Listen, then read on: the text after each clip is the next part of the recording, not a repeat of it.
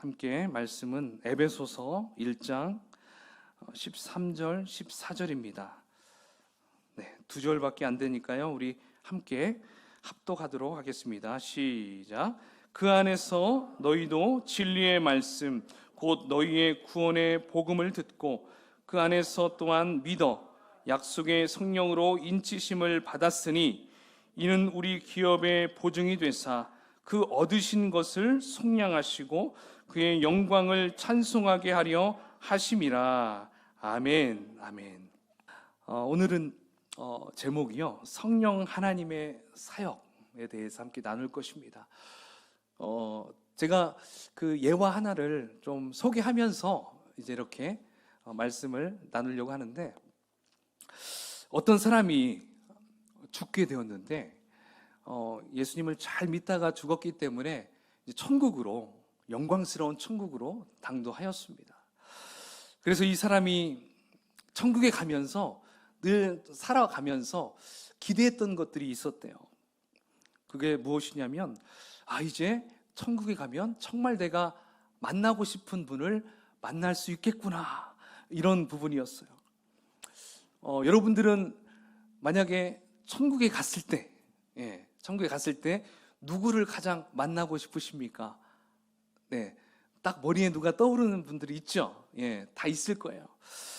각자가 다 삶이 다르기 때문에 뭐 똑같을 수는 없을 겁니다. 어쨌든 이 사람도 다양한 사람들을 만나기를 원했지만 그 중에서 먼저 예수님을 또 만나고 싶었겠죠. 그런데 예수님 다음으로 이제 성경에서 이렇게 말씀을 보면서 가장 흠모하는 사람이 한 명 있었는데, 그 인물이 바로 모세였다고 합니다. 모세. 그래서 그 모세의 인생을 보면서 늘 앞으로 천국에 가면 이 모세를 만난다는 그 설레임으로 이렇게 살아갔다고 합니다. 그래서 모세를 만나면 무엇을 물어볼까 이렇게 생각했는데, 이 사람이 이제 출애굽할 때 그때 하나님께서 역사하셨던 부분이 크잖아요. 말씀을 통해서 보면. 그리고 홍해의 기적, 그리고 십계명을 받았을 때 그때의 그 상황들, 이런 것들을 실제 그 입술에서 이렇게 막 듣고 싶었던 것이었죠. 근데 이렇게 모세를 찾고 있는데 때마침 모세가 이렇게 싹 지나가는 거예요. 그래서 모세를 불러서 모세 이렇게 불러서 딱 세워가지고 이제 물어보려고 했어요. 그러면서 막 본인이 물어보고 싶은 것들을 딱 물어보려고 하는데, 오히려 모세가 먼저 그 말문을 딱 막는 거예요. 형제, 잠깐 나부터 하나 물어보고 싶네, 딱 얘기를 하는 거예요. 그러니까 아니, 모세와 같이 위대한 사람이 정말 보잘것없는 나한테 뭘 이렇게 궁금해할까 생각을 했던 거죠. 근데 그때 그 모세가 어떤 말을 물어봤을까요? 힌트, 오늘 설교의 제목입니다. 네. 네, 설교의 제목, 성령 하나님의 사역이죠. 자, 그의 질문은 이랬어요. 형제, 성령님과 함께하는 삶은 어떤 삶이었어? 이렇게 물어보는 거예요. 정말로 성령님이란 분이 계셔서 어려운 고민이나 힘든 일이 있을 때 아무렇게나 이야기할 수 있었어? 막 이렇게 물어보는 것입니다. 여러분, 이 모세는 왜 이런 질문을 했을까요? 모세 시대에는 성령님이 지금처럼 일하지 않았던 시대였어요. 하나님의 이끄심을 늘 경험했던 모세였지만, 모세가 하나님을 뵙기 위해선 어떻습니까? 그냥 아무 때나 하나님을 만날 수가 없었습니다. 굉장히 두려운 마음으로, 그리고 어떠한 또 거룩한 땅에서 이렇게 만났어야 됐잖아요. 그래서 처음 하나님을 만났을 때 그 떨기나무에서 신발 신고 가는데 뭐라고 합니까? 그곳은 거룩하니 네 신발을 벗어라, 이렇게 할 정도였잖아요. 그래서 하나님께서 허락하셔야 들어갈 수 있는, 만날 수 있는 그 시대였어요. 그리고 시내산, 그 십계명을 받았던 그 시내산에서도 오직 모세하고 하나님만 거기에 들어갈 수 있었잖아요. 거기에서 교제할 수 있었어요. 아무나 갈 수도 없고 만날 수도 없었습니다. 심지어 하나님의 이름조차 온전히 부를 수 없었던 시대였죠. 그래서 하나님을 본다는 것도 가능하지 않고, 또 예배도 지성소에 대제사장만 들어갈 수 있고, 그것도 정해진 절기에만 들어갈 수가 있었죠. 또 조금이라도 죄만 있으면 그 자리에서 즉사할 수 있는 그러한 시대였어요. 그래서 모세는 지금의 시대, 즉 성령 시대에 살아가는 우리의 삶이 너무 궁금했던 거죠. 그래서 그 천국에 왔던 그 형제에게 먼저 물어봤던 것이죠. 저도 여러분에게 한번 물어보겠습니다. 여러분들의 삶에 정말 성령님이 계시다는 것이 여러분 어떤 기분이 드셨습니까? 성령님이 나와 함께 한다는 그 기분, 여러분 좀 그 기분을 좀 어떻게 아십니까? 예, 고개 한번 끄덕. 예, 맞아요. 우리는 정말 그 성령님이 나와 함께 하신다는 그 자체가 얼마나 큰 기쁨이고 감격인지 우리는 그래도 나름 경험을 해본 우리 형제 자매인 줄 믿습니다. 자, 그래서 오늘 우리는 주어진 본문, 이 본문을 통해서 우리가 좀 더 성령 하나님에 대해서 좀 더 자세히 좀 우리가 연구하고 보면 좋을 것 같아요. 지금 에베소서 3강이거든요. 자, 1강 누구에 대해서 우리가 배웠죠? 성부 하나님. 예, 복습해보는 거예요. 자, 성령 하나님은 어떤 사역을 하셨습니까? 선택과 예정 그리고 계획을 하셨다고 했어요. 그죠? 자, 그리고 이제 지난주에는 성자 하나님 예수 그리스도. 자, 그분은 어떤 분이었죠? 속량, 죄사함을 하셨고요. 그리고 구원을 우리에게 선물해 주신 분이 바로 성자 하나님이셨죠. 하나님이 계획하시고 그리고 예수 그리스도께서 몸소 실천하셨고, 이제 성령 하나님의 사역 오늘입니다. 과연 오늘 우리 성령 하나님은 어떤 사역을 우리에게 또 펼치셨는지 한번 나눠봤으면 좋겠습니다. 그래서 주 성령께서 주시는 그 은혜, 그 선물이 무엇인지 한번 나눠볼 텐데요. 두 가지를 우리가 오늘 함께 나눠볼 것입니다. 첫 번째는 바로 인치심입니다. 인치심. 사도 바울은 오늘 말씀을 통해서 두 가지로 성령님의 그 특성을 이야기하고 있는데, 먼저 첫 번째 13절에 약속의 성령으로 인치심을 받은 바로 인치심에 대해서 이야기하고 있어요. 자, 그래서 사도 바울은 성자 하나님이신 예수 그리스도를 이야기하면서 바로 우리가 그리스도를 통해 진리의 말씀, 곧 너희의 구원의 복음을 들었다라고 말씀하고 계십니다.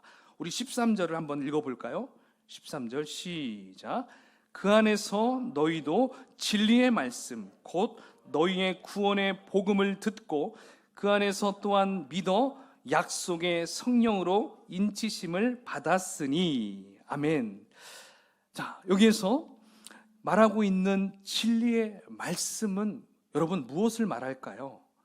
진리의 말씀, 이것은 성경이 말하는 하나님의 말씀을 이야기합니다.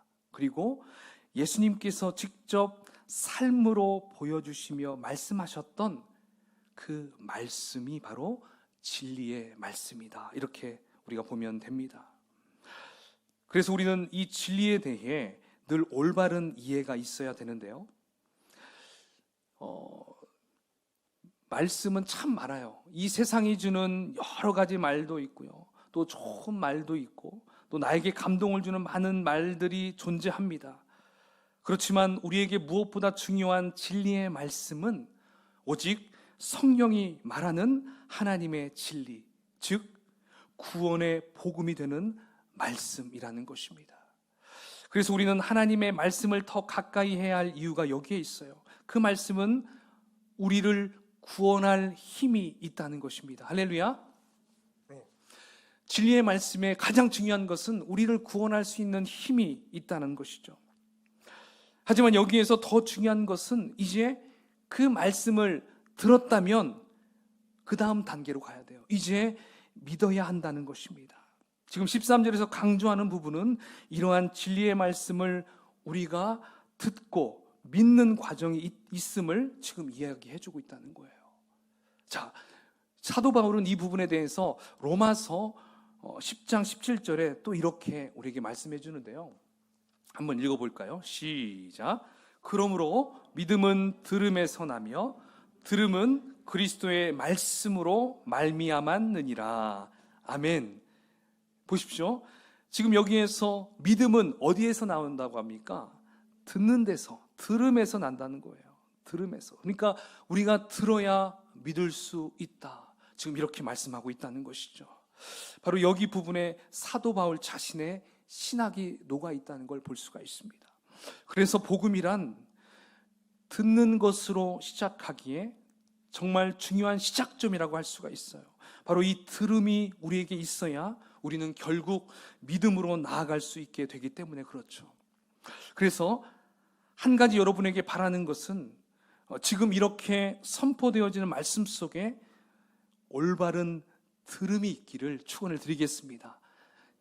그렇죠. 하나님의 말씀을 듣고요, 또 어떤 목회자의 말을 들었을 때 그 말씀을 들음으로 말미암아 우리 안에 믿음이 생겨진다는 것을 얘기한다는 것이죠.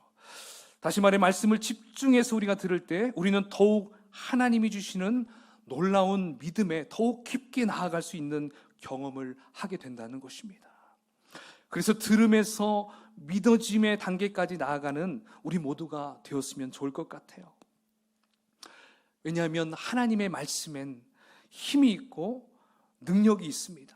그렇기 때문에 우리가 듣고 알게 되면 반드시 믿어지는 데까지 다다를 수 있기 때문에 그렇죠. 그래서 우리는 더 많이 듣기에 힘써야 되는 줄 믿습니다. 그런데 오늘 말씀에서 보다 주의 깊게 보아야 할 부분이 있는데, 약속의 성령으로 인치심을 받음이라는 이 구절이 있어요. 여기서 인치심이라는 말이 있습니다. 여러분, 인을 친다, 이건 무슨 의미일까요? 이것은 도장을 찍는다, 도장을 찍는다 이런 뜻이에요. 그러니까 우리는 보통 언제 도장을 찍습니까? 뭐 아무 때나 도장 찍는 게 아니죠. 굉장히 중요한 서류나 또 내 정보가 들어가야 할 곳에 우리는 도장을 찍어야 돼요. 바로 증명을 하는 것이죠. 이렇게 도장을 찍으면 확정이 되었다, 이런 의미를 갖기 때문에 이제 바꿀 수도 없고 변경시킬 수도 없는 것이죠. 그래서 도장을 찍는다는 게 너무나 중요해요. 그러니까 서류를 우리가 이렇게 검토할 때도 최종 마무리는 사인을 하거나 도장을 찍어야 되잖아요. 최종 결론은 서명을 해야 그게 효력이 가는 거죠. 그래서 오늘 말씀이 말하는 이 인치심이라는 것은요, 하나님께서 친히 우리에게 보여주신 성령님을 통해 우리를 확정시키신 특별한 은혜다, 이렇게 보면 된다는 것입니다. 그래서 하나님께서 찍으셨기에 우리는 그 어떠한 것이 우리를 하나님과의 관계에서 멀어지게 할 수 있다, 없다? 없다. 예, 없다는 것입니다. 그게 바로 성령께서 우리를 인치셨다는 증거라는 것이죠. 그러니까 정말 이 말씀이 얼마나 특별한지 우리는 기억해야 한다는 것입니다. 하나님께서 친히 우리에게 성령님을 보내주셨다는 것은 이제 내가 진리의 말씀인 구원의 복음을 듣고 믿게 되었다라는 확증이라는 것입니다. 확증.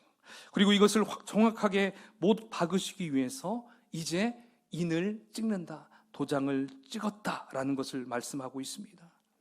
따라서 우리에게 성령 하나님이 계시다라는 말씀을 바로 이것을 아는 것이 중요해요. 성령 하나님이 내 안에 계심으로 인해 나는 이제 믿음이 있는 사람이 된 것이고 하나님의 분명한 인증을 받은 사람이다. 우리가 이것을 그냥 한 번에 되어서 잃어버리면 되는 것이 아니라 그것을 날마다 우리가 인식하면서 살아가야 한다는 것입니다. 따라서 우리는 오늘 진짜 내가 성령님이 내 안에 계신 분인지 내 스스로에게 좀 확인하는 시간을 좀 가져야 할 필요가 있습니다. 내 속에 성령께서 역사하고 있는지, 그리고 내 안에서 성령께서 나와 함께 하는지, 나를 이끌어 주시는지, 이걸 여러분 우리가 날마다 확인해야 돼요. 특별히 이 예배를 통해서 우리가 그것을 좀 점검하는 좀 시간을 가지면 좋겠습니다. 그래서 다시 얘기하면 뭐예요? 구원의 확신을 점검하자는 거예요. 내가 정말 하나님의 자녀가 된 게 맞나? 나는 정말 예수 그리스도의 제자가 된 것이 맞나? 이것을 우리가 확인해야 되는 그런 시간이 필요하다는 것이죠. 왜냐하면 교회에 다니면서도 구원의 확신이 없는 분들이 꽤 있어요. 그냥 교회만 다닐 뿐이지 당신 지금 만약에 하나님이 부르시면 천국에 가실 수 있겠습니까? 딱 물어보면 거기에 대해서 정확하게 저는 갈 수 있습니다. 왜 갈 수 있어요? 제가 믿기 때문에. 이건 잘못된 거죠. 예수님께서 나를 위해 돌아가셨고 그 예수님이 나의 주인이 되시기 때문에 그렇죠. 이렇게 분명한 고백을 하는 사람들이 별로 없다는 거예요. 그렇게 많지가 않아요. 그냥 막연하게 자신의 신념 때문에 간다고 하는 사람이 있거나, 글쎄요, 모르겠어요, 저 지금 죄 속에서 살고 있는데 제가 어떻게 구원을 얻을 수 있겠어요? 막 이렇게 자기의 감정에 따라서 이렇게 왔다 갔다 하는 사람들이 많이 있다는 것이죠.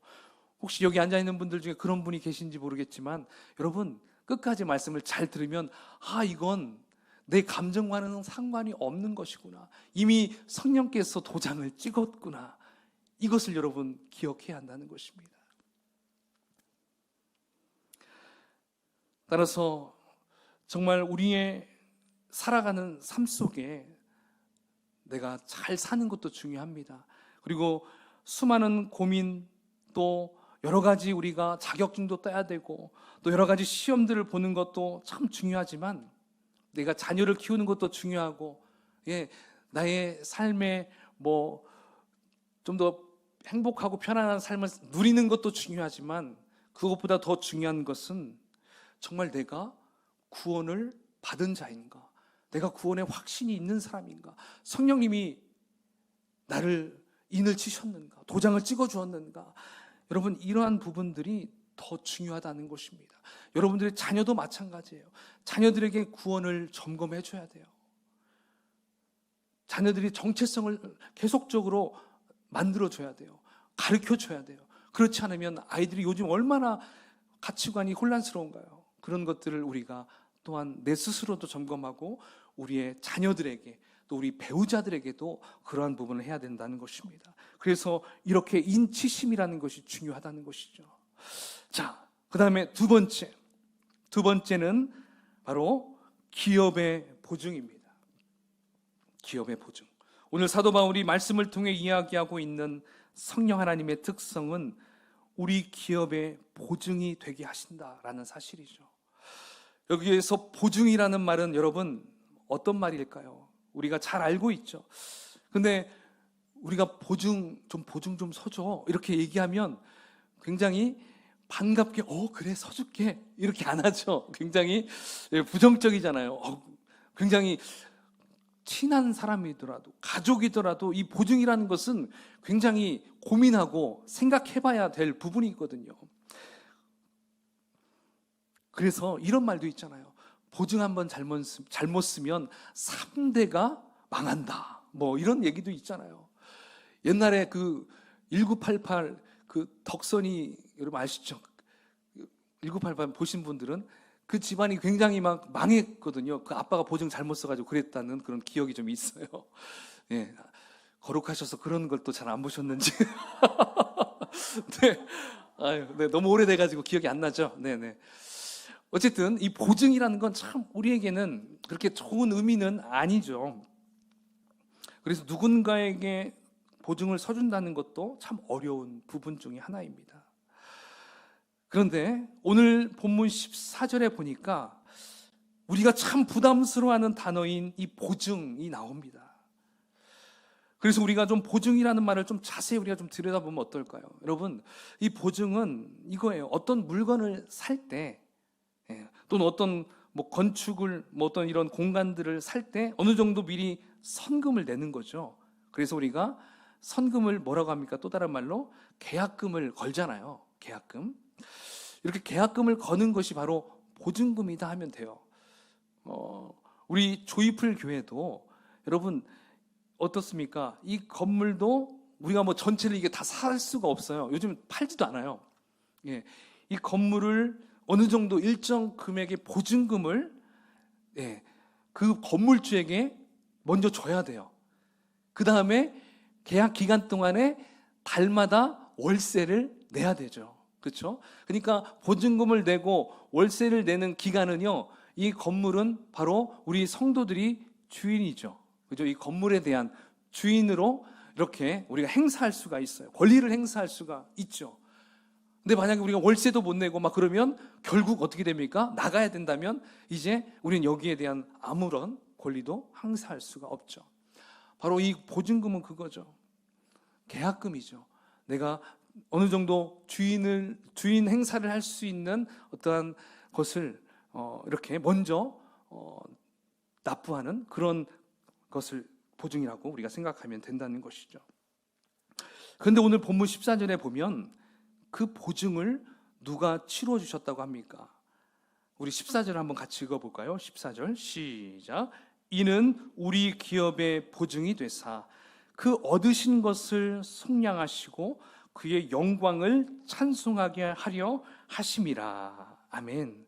바로 성령 하나님께서 우리의 기업의 보증이 되었다 말씀하고 있습니다. 우리의 기업의 보증.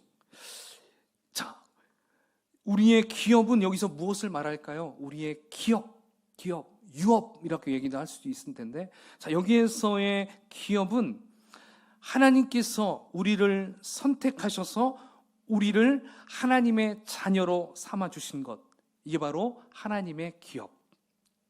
그리고 예수님께서 십자가에 달려 죽으시고 부활하심으로 이제 예수 그리스도를 믿는 자들에게 구원함을 받는다는 그 축복, 그 구원, 이게 바로 기업이다 라고 생각하면 되는 것이죠. 바로 성령 하나님께서 이 기업에 대한 보증을 해주셨다. 예, 보증을 해주셨다. 그러니까 누구도 못 건드려요. 보증해주면 여기 우리 조이풀교회 우리가 보증을 다 했기 때문에, 보증금을 냈기 때문에 누구도 여기 못 건드리죠. 그렇죠? 따라서 우리의 하나님의 자녀됨과 우리의 예수 그리스도가 우리의 구세주 되심으로 말미암아 우리가 구원함을 받은 것, 그 사실을 누구도 그걸 빼앗을 수가 없다. 왜? 성령님이 보증해 주셨기 때문에. 바로 이 말씀을 우리에게 해주고 있다는 것이죠. 그렇다면 여러분, 하나님께서 우리를 이미 선택하셨는데 왜 성령님이 또 이렇게 보증이 필요할까요? 생각해 볼 수 있겠죠. 정답부터 말씀드린다면 필요해요. 이게 정말 필요해요. 우리가 천국에서 그냥 우리가 영혼의 때 삶을 살아간다면 이 보증이 필요가 없겠죠. 뭐 이미 우리는 영원한 삶을 살아간다면. 근데 이 땅에서는요, 이 보증이 필요해요. 왜냐하면 그만큼 우리 인간들은 흔들리기 쉽기 때문에 그래요. 이 땅에 살면서 여러 가지 세상적인 유혹과 시험들이 마구마구 몰려들잖아요. 그렇게 되면 어떻게 됩니까? 우리의 정체성이 막 흔들려요. 정말 하나님이 살아계신 거야? 막 여러분 그럴 때 있잖아요. 막 나 혼자 막 동굴 속에 막 처박혀가지고 아무것도 할 수 없을 때, 교회도 전혀 생각하고 싶지 않고, 뭐 전화 와도 막 목사님한테 전화 와도 정말 안 받고 싶고 막 그럴 때 있잖아요. 예. 그리고 또 어때요? 나의 구원관이 막 흔들려요. 그리고 믿음이 연약한 자나 믿음이 큰 자나 정말 이러한 어려움들이 막 닥쳐온다는 것이죠. 특별히 믿음이 연약한 자들은 더 그렇다는 것이죠. 모태신앙인 아이들도 더 그럴 수 있다는 것이죠. 따라서 바로 이럴 때 내 안에 살아서 역사하시는 성령 하나님께서 우리의 정체성과 우리의 구원관과 그리고 믿음이 흔들리지 않도록 붙잡아 주시고 힘을 주시고 구원받는 너는 백성이야, 너는 하나님의 자녀야, 계속 성부 하나님께 보증하신다는 것입니다. 할렐루야. 바로 성령 하나님이 이 일을 감당하신다는 거예요. 그래서 우리가 살아가면서 죄를 지을 수 있어요. 또 신앙이 흔들릴 수 있어요. 그럴지라도 성령님의 인치심과 보증하심을 우리가 믿고 하나님께 담대히 나아갈 자격을 얻게 된다는 것을 여러분 기억하시기 바랍니다. 아멘. 예, 우리가 이것을 기억해야 돼요. 흔들림이 없도록 우리는 이걸 날마다 내 안에서 세워 나아가야 돼요. 그래서 우리는 14절 마지막 부분이 말하듯이 우리는 이 땅에서의 삶은 어떠한 삶이 되어야 될까요? 하나님의 영광을 찬송하며 영광스러운 삶으로 나아가야 한다는 것입니다. 여러분, 바로 찬양의 이유가 여기에 있어요. 찬양의 이유. 죽을 수밖에 없는 죄 많은 우리, 구원의 확신을 얻게 되었다라는 그 사실, 할렐루야. 예, 이 사실 하나만으로도 우리는 날마다 하나님께 찬송의 고백을 드려야 된다는 것입니다. 뿐만 아니라 세상 속의 수많은 유혹들로 인해 넘어지고 또 넘어질지라도 이미 나를 보증하고 계시는 성령 하나님이 계시다는 그 사실 때문에 우리는 우리의 삶이 영광과 찬송으로 가득한 삶이 되어야 한다는 것입니다. 지금 사도 바울이 이것을 지금 먼저 우리에게 가르쳐주고 있어요. 그러니까 너희들 흔들리지 마. 지금 에베소 교회 성도들에게만 보내는 편지가 아니에요. 그 지역에 있는 수많은 교회와 지금 이 시대 살아가고 있는 우리들에게도 지금 이 성부 하나님, 성자 하나님, 성령 하나님의 그 역할과 그들의 놀라운 구속사역을 지금 말씀해주고 있다는 것입니다. 이제 말씀을 정리해 보겠습니다. 여러분, 성령님의 이름에는 참 다양해요. 우리의 중보자, 우리의 보혜사, 그렇죠? 우리의 헬퍼. 근데 여러분, 이것도 있어요. 카운셀러. 카운셀러는요, 상담자라는 의미예요. 상담자. 여러분, 상담자는 어떤 분일까요? 공감해줘요. 그리고 질책하지 않고요. 그리고 그 사람에게 지적하지 않아요. 다 들어줘요. 예. 상담사 여기도 있으신 것 같은데, 그렇게 하지 않으면 어떻게 돼요? 도망가요. 예. 정말 어머니의 마음보다 더 그 유리 그릇 깨질까 하면서 막 이렇게 해야 되잖아요. 그러니까 우리 성령 하나님도요, 그러한 카운셀링을 우리에게 하신다는 거예요. 우리를 정말 깨지지 않게 정말 이렇게 너무너무 소중하게 이렇게 다루면서 접근하신다는 거예요. 그 성령님이 우리의 고민을 다 들어주십니다. 여러분, 고민이 있습니까? 성령님께 말씀하세요. 그럼 성령님께서 그걸 들으시고 말씀해 주세요. 마음으로, 감동으로 말씀해 주신다는 겁니다. 여러분, 그렇게 하기 위해서는 어떻게 해야 될까요? 그냥 필요할 때만 성령님 찾는 게 아니라 우리가 순간순간 성령님과 동행해야 합니다. 아멘? 동행해야 돼요. 같이 함께 해야 돼요. 한 걸음 한 걸음 주 성령과 함께, 함께 성령님과 동행하는 삶을 살아야 된다는 것이죠. 그렇게 되면 성령님께서 우리를 위해 걱정해 주시고 우리에게 친히 말씀하시며 우리와 함께 해 주신다는 것입니다. 믿으십니까? 아멘. 제가 설교를 시작하면서 이야기했던 그 예화에서 볼 수 있듯이 성령님은 정말 모세도 부러워할 만한 분이에요. 모세가 우리를 부러워할 수 있는 요소 한 가지, 우리는 성령님과 날마다 누릴 수 있다는 것, 이것이 바로 우리의 특권이라는 것입니다. 바로 성령님과 함께함으로 우리는 우리의 방향성을 정할 수 있고요, 우리의 어려움도 나눌 수 있는 분이라는 것입니다. 우리에게 주어진 이 특권을, 여러분, 특권답게 생각하십시오. 잘 사용해야 합니다. 그래서 성령님의 도우심을 또한 늘 간절히 구하며 살아가야 된다는 것입니다. 그래서 오늘 이 시간 우리가 기도할 때 나를 인치시고 또 나를 보증해 주시는 성령께서 내 안에 바로 오늘 이 시간에도 역사해 주시기를 여러분 기도하시길 바랍니다. 또한 성령님을 통해서 늘 내 삶의 구원의 확신을 갖게 해달라고 기도하는 이 밤이 되시기를 주님 이름으로 축원을 드리겠습니다. 아멘. 네, 우리 한번 같이 이 시간 오늘 말씀을 생각하면서